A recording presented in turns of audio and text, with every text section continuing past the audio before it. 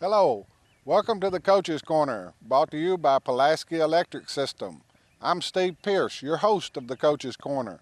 Along beside me is Bobcat football head coach David O'Connor. Coach, another big win last Friday night. It was a good win for our kids. In football, you only get one chance to do that a week, and we had that opportunity this past weekend, and we did a good job with it. A district win for the Bobcats last week against the Summit High School in Spring Hill, Williamson County side, 47-7, the final score.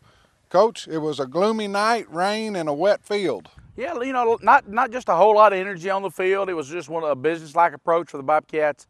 We went out there and we did a good job of doing what we had to do to win. We avoided avoided injuries. We come out with a win in District 12 AA. That's always big. You know, Summit High School, they're a new high school they're building.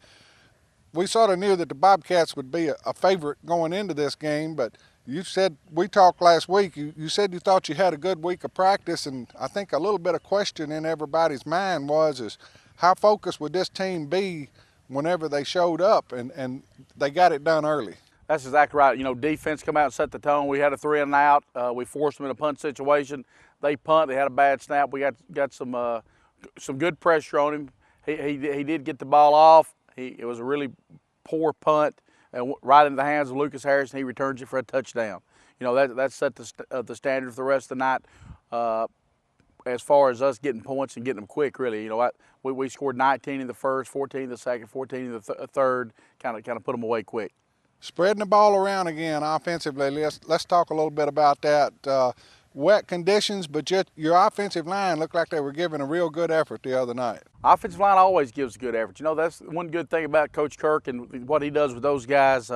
He gets them ready to play, and they usually don't get a lot of credit, but they come out and they work their tail off every day in practice, and then they do a good job in the games on Friday. And that's one group this year that's kind of gradually improved as the year's gone along.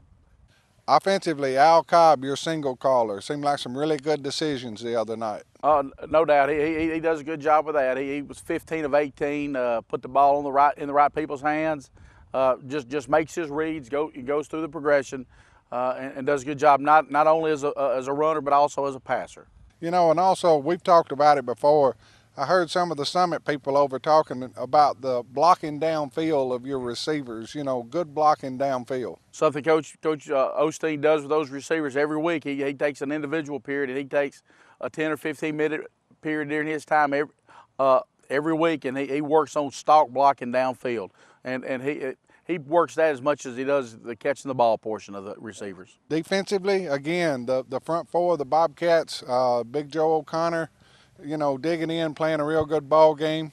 I was really that was the one part of our defense that I wasn't as happy with. I felt like our defensive front didn't have as good a game as what we've had, and that's going to be a place that we really need to work on this week, and hopefully we get a little better effort out of them on Friday night. Talk about Brandon Houston a little bit. Looked like he was in on a lot of tackles the other night. Brandon Houston led us in tackles, did a really good job. He's a junior. Both inside backers are juniors.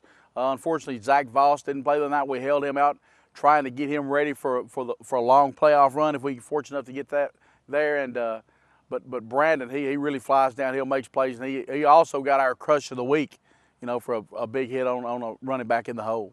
We talked earlier in the day about the safety, Dontarius Gilbert, and how he'd come along. And then Friday night, it looked like he had another big ball game for the Bobcats. Yes, he did. Dontarius is getting better every week. He started 3 or 4 games at free safety as a freshman last year, and it's showing now. He's improved weekly, and not only is he a good pass defender now, but he's really got to where he runs the alley and comes downhill, makes tackles from his safety position.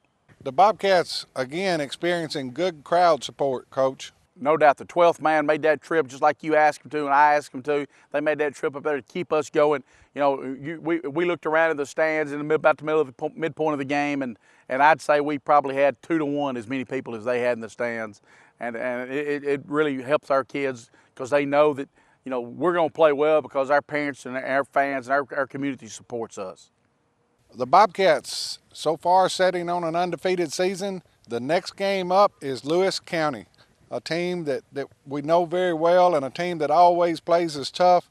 coming here to Sam Davis Stadium, Jack Deere Field, this Friday night, 7 o'clock. Yeah, last year, you know, Steve, those guys put a pretty good whooping on us over there. We come out and we jumped up on them 14-0. We run an onside kick.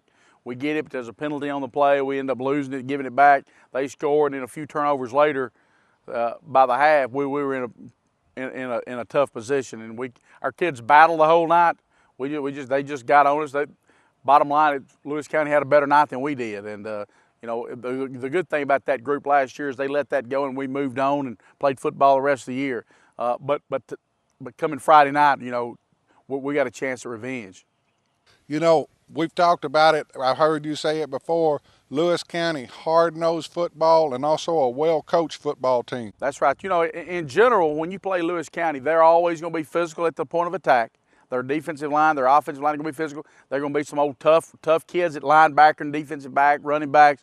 They're not going to just wow you with speed, but they're going to get after you. And they're coached well enough every time. They're going to take away your best offensive plays, and they're going to attack you at your weakest defensive point.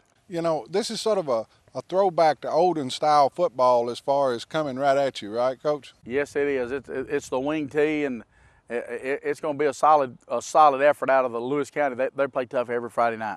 Coach, we had a week that you was able to hold a couple of players out. You try to get them healthy for this good Lewis County club that's coming in here Friday night. You already mentioned Zach Voss. Let's talk a little bit about Ben Bates. Ben Bates, we also held him out last week. You know, he's been hampered by just an old nagging back injury. He just hadn't been able to get by it, you know, and it's been 2 or 3 weeks going, and so we decided this past week, Coach Bettyfield, you know, Summit was a team that we ought to be able to win if we show up and play halfway decent, and we dressed those guys out just in case we needed them. Fortunately, we got out there and we didn't necessarily need them, so hopefully those guys will be ready to go for Friday night against Lewis County as well as on through the playoffs. Yeah, and as most of you may already know, and the Bobcat football family is what you'd say, suffered a loss Sunday morning, early Sunday morning, whenever Tim Bates, the father of Ben Bates, passed away unexpectedly. Coach, Tim just did so much behind the scenes for the program. He did. I mean, as big a supporter of Bobcat football as there is around, you know, it's not only tough for the Bates family, it's tough for the Bobcat family. It's going to be tough on all of us for not just today, tomorrow, but for several weeks and probably a year or so to come. Just that kind of loss hurts, I believe, the entire community, because he's such a supporter of people and kids, not just his own. That it's going to be difficult for us for a while. You know, even when you go to sleep at night for the last few nights, it's been tough to go to sleep because you're thinking of Tim and Ben and Letha and being through those situations at times yourself. You know, you know the struggles they're going through.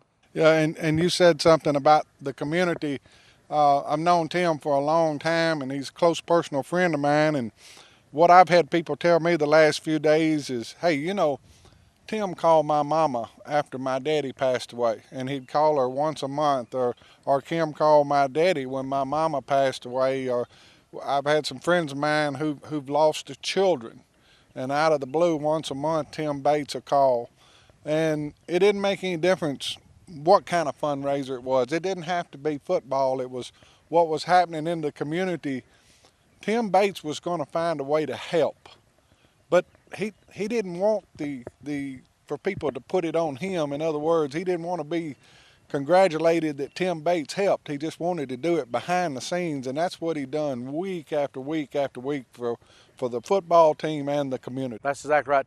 Tim did things for the right reasons. He didn't do them for the accolades or anything that come with it. He did it because it's just out of the kindness of his heart, and you know, and that's kind of it's what we're going to miss from Tim, and just our hearts go out for Ben and Letha and the struggles they're going to go through. I think the positive things, Coach, you know, not many people know it, but after every ball game, Tim would hang around. Often he was one of the first ones there.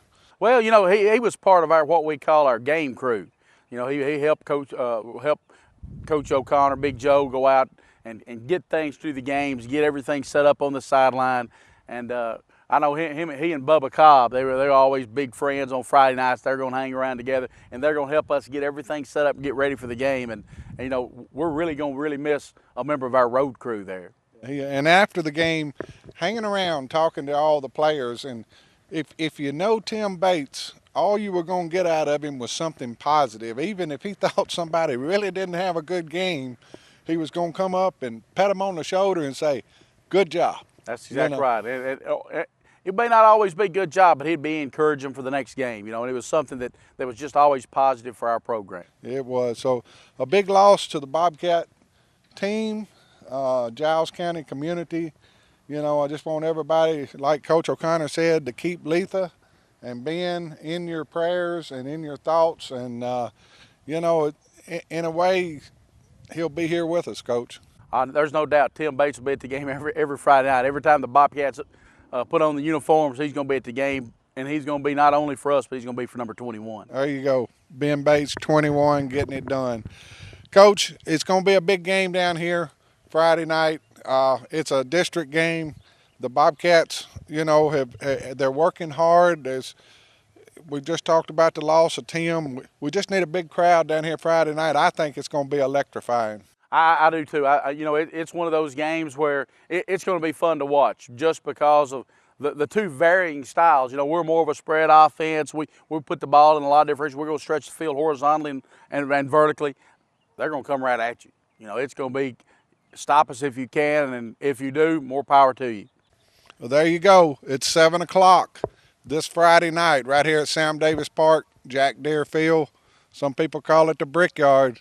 You're going to see Lewis County come in here for a big district contest. You got the Bobcat Band of Gold, the cheerleaders, huge crowd, and one heck of a good football team out here.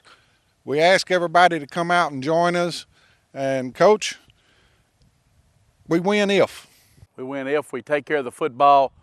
We stop the run defense. We've got to stop the interior run defense. I think athletes, we're going to be able to stop them on the perimeter. We've got to stop the run between the tackles.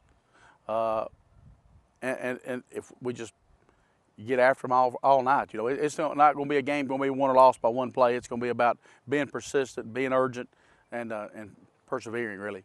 Well, there you go. This has been the Coach's Corner, brought to you by Pulaski Electric System. I'm Steve Pierce, your host, along with Bobcat head coach David O'Connor. We'll see you here Friday night.